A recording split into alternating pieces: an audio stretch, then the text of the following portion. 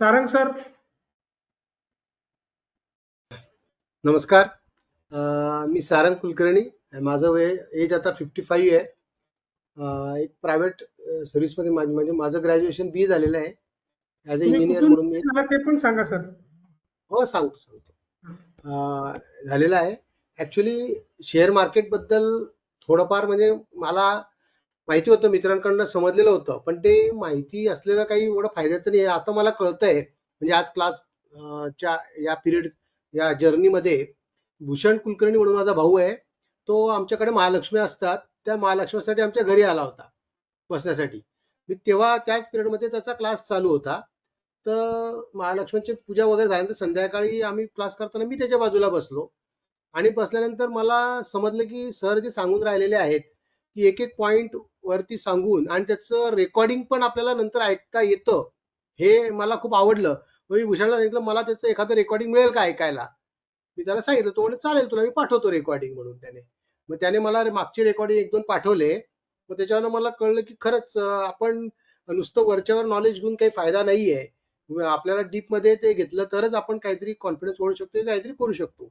कारण आतापर्यंत मी माझ्या लाईफच्या टेन्युअरमध्ये मी लाँग टर्म इन्व्हेस्टमेंटमध्ये मला मित्र सांगायचे, की "अरे हा शेअर चांगला आहे, हा वाढणार आहे, हा घेऊन टाक."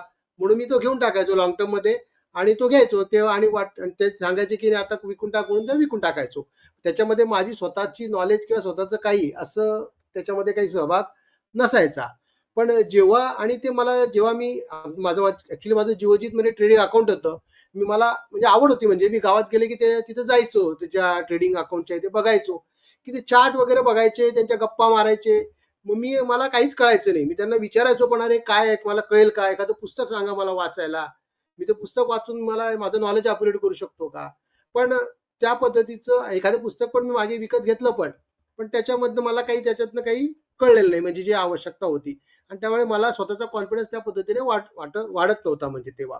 तुझ्या भूषण कुलकर्णी आल्यानंतर मी जेव्हा तो क्लास बघितला, की म्हटलं यार खरंच हा आपण केला पाहिजे. कारण हा जो स्टेप बाय स्टेप आपल्याला शिकवलं जातं. कारण नॉलेज जे आहे ते नुसतं एकदाच कोणी सांगून मिळत नाही. ते एका एका जर्नीनेच ते घ्यावं लागतं. आता सरांनी डे वाईज जे काही आपल्याला घेतलेलं आहे, पहिले इनिशियल पासून सुरुवात केली. नंतर कॅन्डल स्टिक पॅटर्न गेले. कारण ते चार्ट मग जेव्हा कॅन्डल स्टिक पॅटर्न मी जेव्हा बघितले, की रेड कॅन्डल रे खालून वर जातं, जी सरांची सांगायची पद्धत होती. रेड कॅन्डल वरून वर ओपन होतं, मग खाली जातो, म्हणजे ओपन क्लोज क्लोज ओपन, हे ज्या गोष्टी होत्या, या बेसिक गोष्टी आपण त्या पद्धतीने विचारच करत नव्हतो, म्हणजे केलेलाच नव्हतं त्या पद्धतीने. मग जेव्हा हे कॅन्डलस्टिक पॅटर्नची जर्नी सुरू झाली, तेव्हा म्हणजे डोक्यातला प्रकाश क्लिअर व्हायला लागला, की अरे बाबा या अशा पद्धतीने असतं. मग ते चार्ट अक्षरशः बोलायला लागले मग. आणि मला मग इंटरेस्ट निर्माण झाला. मग इंटरेस्ट निर्माण झाल्यानंतर मग सरांनी सांगितलं ना, कॅन्डलस्टिक पॅटर्न, मग टेक्निकल अनालिसिस सगळ्या गोष्टी, चार्ट पॅटर्न आहे, मग फ्लॅग फ्लॅग हे आहे. मग हे सगळं कळायला लागल्यानंतर आपले डोळे म्हणजे जसं एखादं पॅराडाईम शिफ्ट नावाचा प्रकार असतो, की अच्छा हे अशा प्रकारे असतं का? हे जे कळायला लागलं, ते कळल्यानंतर जी काही एन्जॉयमेंट असतो, तो वेगळाच आहे. ॲक्चुअली मला खूप कमी वेळ मिळाला सकाळी सरांची लाईव्ह ट्रेडिंग ऐकायला. पण मी जे 2 दिवस ऐकलं ना, तर मिरॅकल आहे. म्हणजे मला स्वतःच्यावरती स्वतः कॉन्फिडन्स आहे, की आपण याच्यामध्ये नक्कीच सक्सेस होऊ शकू. आणि सरांचा गायडन्स आपल्याला मिळेल आणि स्वतः स्वतः ट्रेडिंग करतात. त्याच्यामुळे ते करता येईल आणि माझ्यामध्ये पेशन्स नावाचा फॅक्टर आहे. त्याच्यामुळे मला नक्कीच कॉन्फिडन्स आहे, की मी होईल. कारण मला सरांनी जे रूल्स सांगितलेत, कारण आता मी जेव्हा चार्ट बघतो ना, आता मी थोडंसं सुरू केलं, तर चार्ट बघताना सरांनी जे रूल सांगितलाय, की नाही पहिले आपल्याला ट्रेड घ्यायचाच नाही. पहिले तो ब्रेकआउट झाला का बघायचा, ब्रेकआउट झाल्यानंतर तो रिव्हर्सल झाला का बघायचा, मग रिटेस्ट झाला का बघायचा आणि मग तिच्याकडे जायचं. हा जो रूल सांगितला ना, डोक्यात पूर्णपणे फिट बसलेला आहे. म्हणजे कुठलाही चार्ट बघताना मी तेच अँगल पहिले बघायला सुरुवात करतो, की हा कुठे बसतोय आपल्याला आता याच्यामध्ये. हा कुठे बसत नाही आपल्यामध्ये. या अँगलने माझा डोळे तर तयार झालेले आहेत म्हणजे त्या अँगलने आता. फक्त आता ते प्रॅक्टिकलमध्ये आणायचं कसं हा एक फक्त फॅक्टर आहे आणि नक्कीच आणू. रूल्स आहेत, डिसिप्लिन आहे. त्या पद्धतीने आपल्याला करता येईल आणि सरांनी जे सपोर्ट रेजिस्टन्स बद्दलचे कन्सेप्ट सांगितले, कारण ते आम्ही जिओचिन जायचो, अरे सपोर्ट इतना ले, इतका टार्गेट इतना जाएगा, ये जाएगा, वो जाएगा. पण ते कळायचंच नाही, की काय असेल हा सपोर्ट हा का केला जातो? टार्गेट कुठला घेतला जातो, कुठल्या शेअरमध्ये एंट्री करायची, कुठल्या शेअरमधून बाहेर पडायचं.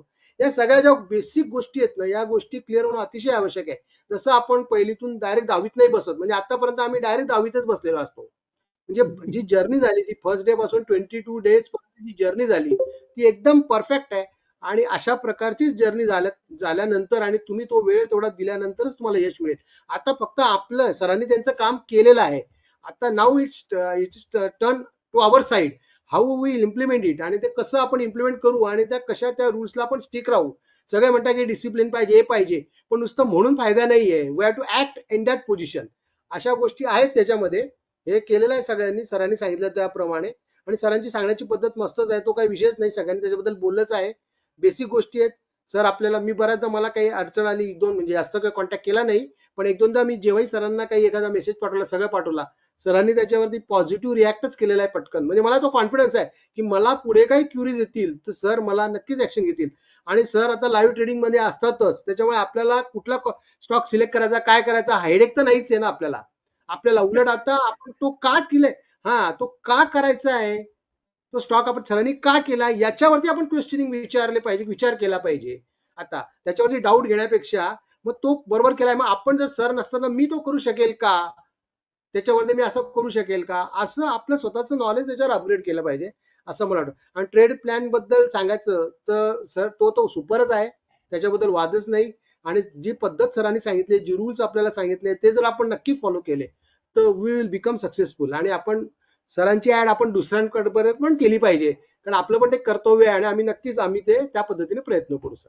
Thank you sir. ओके, धन्यवाद. महेश सर. सगळ्यात प्रथम सगळ्यांना धन्यवाद.